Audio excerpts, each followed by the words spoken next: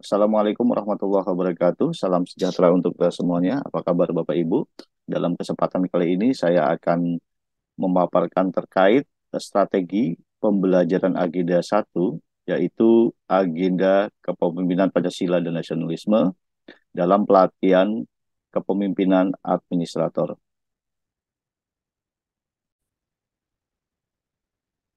Saya Ibu Yono akan menemani Anda dalam beberapa menit ke depan. Saya adalah Widya Iswara, Pusdiklat BMKG, Badan Meteorologi, Klimatologi, dan Geofisika. Baik, dasar hukum daripada materi agenda satu atau PKA, agenda satu PKA ini adalah pertama tentunya Undang-Undang Nomor 5 Tahun 2014 tentang Aparatur Sipil Negara. Kemudian PP Nomor 11 Tahun 2017 tentang Manajemen ASN yang telah diubah menjadi Nomor 17 ya tahun 2020.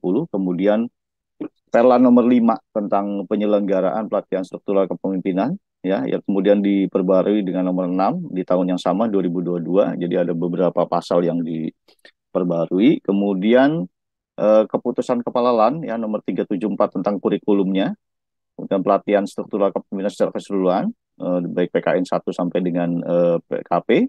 Kemudian 375 tentang pedoman penyelenggaraannya.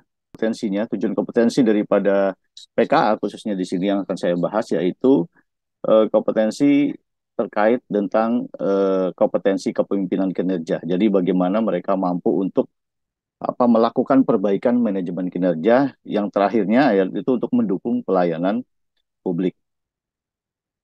Mana sistem penyelenggaraan secara keseluruhan, mari kita simak. Pertama yaitu tentang kepesertaan PKA. Jadi secara administratif ya kepesertaan PKA itu dipersyaratkan telah duduk ya dalam jabatan administrator yang dulunya kabak atau korbit ya, dan ini wajib ditetapkan sebagai peserta jika dia sudah menjabat setahun Bapak Ibu. Dan jabatan fungsional ahli madya, kemudian jabatan pengawas ya, yang dulu subbak atau subkoordinator itu minimal golongan pangkat ruang 3C dan sudah 3 tahun 6 bulan menjabat. Kemudian jabatan fungsional setingkat jabatan pengawas 3C juga minimal 2 tahun 6 bulan. Nah, jabatan pelaksana yang berpengalaman sebagai jabatan pengawas minimal 3C sudah 3 tahun 6 bulan. Dan Bapak Ibu yang selanjutnya itu telah ikut dan lulus PKP tentunya. Kecuali syarat yang di atas tadi. Ya, dan usia di sini ada usia maksimum 54 tahun saat jadi peserta. Jadi kalau lewat dari itu tidak bisa.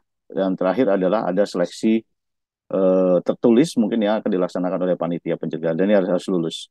Nah, status kepegawaiannya gimana? Nah, ini statusnya peserta ditugaskan. Nah, ini pasal 31 ya, kecuali ada pertimbangan lain. Mungkin karena kebutuhan pegawai. Kemudian bagaimana sih model penyelenggaraan PKA? Model penyelenggaraan PKA itu ada 3, yaitu yang pertama klasikal, dan kedua non klasikal, dan ketiga adalah gabungan daripada keduanya yaitu blended learning. Nah, di sini untuk klasikal dan klasikal ini harus izin ke Deputi Kebijakan Bangkom ASN. Ini untuk PKA ya. Untuk PKN ini harus ke Kepala LAN. Nah, ini dilakukan jika darurat karena sebetulnya penyelenggaraan pelatihan struktural kepemimpinan itu memang dirancang blended learning. Bagaimana sih tahap pelaksanaannya? 6 tahap Bapak Ibu. Yang pertama adalah self learning ya, seperti MOOC di Latsar. Kemudian distance learning, e-learning ya, ke e-learning. Kemudian ada pembangunan komitmen. Nah, kemudian ada klasikal tahap 1 yang ada stula di sana, ada kemudian diakhiri dengan rancangan. Kemudian kembali lagi ke UPT-nya untuk aktualisasi, dan terakhir adalah kembali ke klasikal untuk seminar implementasi. Nah, kalau klasikal dalam keadaan darurat ini bagaimana? Dia ada cuma 2 tahap klasikal bersama, kemudian aktualisasi di tempat kerjanya, dan klasikal kedua. Ini jika memang keadaan darurat dan harus izin. Kemudian kalau untuk distance learning itu ada e-learning sampai tahap 3. Kemudian kita lanjutkan kurikulum PKA. Bagaimana sih kurikulum PKA itu? Nah, kurikulum PKA Bapak Ibu itu intinya ada 3, yaitu pertama kurikulum inti, terdiri dari 4 agenda, yaitu kepemimpinan Pancasila dan nasionalisme, ya. Kemudian kepemimpinan kinerja, kemudian manajemen kinerja dan aktualisasi kepemimpinan kinerja. Jadi agenda 1, agenda 2, agenda 3, dan agenda 4. Kemudian kurikulum dasar ini ada 2 mata pelajaran. Nah, ini isinya adalah tentang mata pelajaran smart government dan smart government, yaitu terdiri dari mindset dan e-government. Ini sesuai dengan peraturan undang-undangan. Dan ini biasanya kita laksanakan di hari keempat dan 8. Ini terpisah ya, antara mindset dan e-government. Kemudian mata kurikulum pilihan ya. Nah, ini ada 9 mata pelajaran dan ngambil ini karena nanti akan dapat menambah referensi ya. Nah, ini harus dipilih. Dipilihnya 3 daripada 9 mapel ini. Ya. Apa namanya sebagai penunjang yaitu HAM, keuangan, ada narkoba, ada perencanaan pembangunan nasional, tentunya ada anti korupsi, kemudian terkait dengan barang jasa ya, pengelolaan barang jasa, kemudian undang-undang cipta kerja, ada ekonomi hijau. Nah, ini akan diberikan Bapak Ibu pada hari ke-24. Nah, sebetulnya apa sih output daripada PKA ini? Outputnya itu dari 6 tahapan itu. Yang pertama di pembelajaran mandiri dan self learning itu seperti emosi di Latsar. Yang pertama 3 esai, ada esai agenda 1, esai agenda 2, dan esai agenda 3. Ini ada penugasan esai. Nah, esai ini yang akan dibahas lagi di learning dengan pendalaman agenda. Nah, di situ nanti ada tugas individu dan tugas kelompok. Kemudian dilanjutkan dengan di komitmen, nanti ada identifikasi masalah seperti biasa ya, tantangan identifikasi seperti apa namanya, kita seperti buat di apa, identifikasi masalah dengan tool-tool tertentu. Kemudian di tahap ketiganya nanti ada studi lapangan, evaluasi akademik, dan rancangan. Tentunya kita harus sudah mulai membuat rancangan selain evaluasi studi lapangan. Dan tahap di aktualisasi kepemimpinan ya, kita harus melaksanakan aksi tersebut, dan itu pastinya ada form-form tertentu yang perlu dicatat sebagai laporan hariannya. Kemudian yang terakhir, kita melaksanakan seminar. Dan seminar ini tentunya ada laporan pengembangan potensi diri. Nah, saat on campus dari beberapa tahapan, 6 tahap ini ya, kita harus diasramakan. Nah, olahraga juga harus ada di situ maksimal 9 kali, dan ada penguatan materi secara sinkronus. Baik, kita lanjut. Kemudian jadwal PKA. Jadwal PKA ini sampai beberapa hari ya. Hari pertama sampai hari ke-10. Nah, di sana di dalamnya itu ada apa namanya, dasar ya, materi kelompok dasar. Yang dilingkari ini ada materi kelompok dasar. Di mana agenda satu tuh ada di hari ketiga. Nah, di self learning ini. Dan yang hijau ini adalah kita mulai daripada e-learning. Nah, mulai e-learning yang hijau dari mulai hari ke-11 sampai hari kita lihat di sebelahnya, sampai hari ke-23. Ini adalah pada saat agenda 1 itu ada di hari ke-11 dan hari ke-12 ya. Baik, komitmen dulu yang biru. Di dalam pembangunan komitmen ini ada materi terkait tentang 9 materi kelompok ini. Dan agenda 1, kemudian ada lagi di sesi klasikal yang di ungu ini di hari ke-29. Balik lagi pada saat off campus, yaitu aktualisasi kepemimpinan itu di hari ke-43 sampai 102. Nah, ini aktualisasi lumayan lama. Kemudian terakhir yaitu klasikal 2, sedangkan seminar daripada implementasi aksi. Ini klasikal 2. Nah, disinilah kita akan melaksanakan seminar akhir, Bapak Ibu. Baik, Bapak Ibu, bagaimana terkait evaluasinya? Kita lihat aspek pertama, di mana di sini adalah aspek sikap perilaku, ya.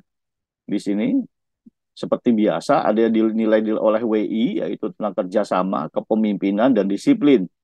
Dan yang dinilai oleh penyelenggara juga, kepemimpinan juga dinilai penyelenggara, dan disiplin juga dinilai penyelenggara. Jadi 2 aspek itu dinilai oleh 2 pihak. Kemudian potensi diri ini memang dari asesmen atau tool. Kemudian yang kedua yaitu terkait evaluasi akademik. Di sini ada tugas individu yang dinilai WI, tugas kelompok juga dinilai WI. Kemudian ada quiz smart governance, kemudian evaluasi substansi tentunya.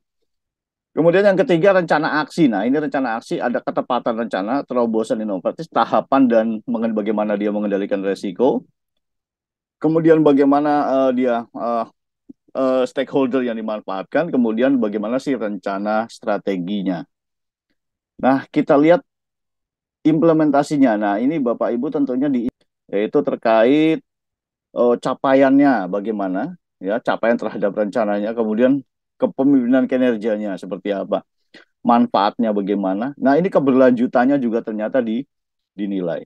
Strategi pengembangan kompetensinya aksi, pengembangan kompetensi aksinya seperti apa? Artinya apakah nanti ada menambah pengembangan kompetensi pegawai atau dirinya sendiri. Kemudian keterkaitan antara mata pelatihan dan aksi. Nah, ini memang cukup berat juga. Kemudian terakhir adalah diseminasi atau publikasi daripada aksi tersebut. Dan yang tidak kalah ketinggalannya yaitu tugas individu dan kelompok. Nah, ini dalam penilaian di STULA. Nah, ini juga. Kita lanjutkan ke strategi pembelajaran agenda 1 kepemimpinan Pancasila dan nasionalisme. Dan Bapak Ibu di modul 1 ini memang banyak sekali, ada empat yang kita nanti pelajari, yaitu ketahanan nasional. Di sana ada penyegaran signifikasi Pancasila, pokok-pokok sistematika undang-undang, dan terakhir adalah Wasbang.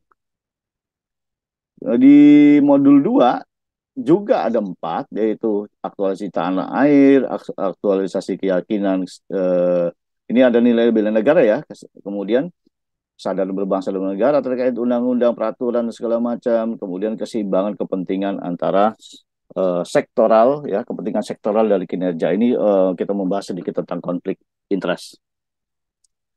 Baik, nah bagaimana sih keterkaitan agenda dalam membentuk kompetensi kepemimpinan kinerja ini, di mana Bapak Ibu kita di agenda 1 memang terlihat lebih abstrak.